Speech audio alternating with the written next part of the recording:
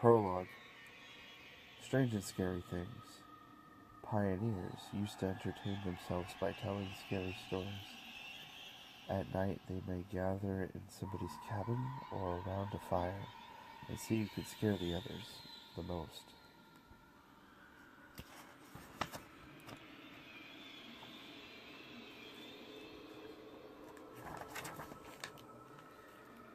Some girls and boys in my town do the same thing today. They get together at somebody's house. They turn out the lights and eat popcorn and scare another half to death. Telling scary stories is something people have done for thousands of years. For most of us, like being scared in that way.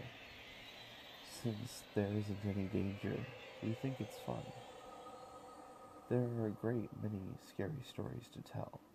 There are ghost stories, there's tales of witches, devils, boogeymen, zombies, and vampires. There are tales of monstrous creatures, and of other dangers. There are even stories that make us laugh at all this scariness. Some of these tales are very old, and they are told around the world. Most have the same origins. They are based on things that other people saw, heard, or experienced, or thought they did. Many years ago, a young prince became famous for a scary story he started to tell but did not finish. His name was Memelius, and he probably was 9 or 10 years old. William Shakespeare told about him in The Winter's Tale. It was on a dark winter's day that his mother, the queen, asked him for a story.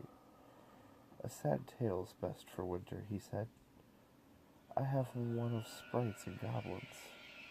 "Do your best to frighten me with your sprites," she said. "You're powerful at it." "I shall tell it softly," he said. "Yon crickets shall not hear it." And he began. There was a man dwelt by a churchyard, but that was as far as he got. For that moment the king came and arrested the queen and took her away. And soon after that Memelius died. No one knows how he would have finished the story. If you started as he did, what would you tell? Most scary stories are, of course, meant to be told. They are scary that way. But how you tell them is important.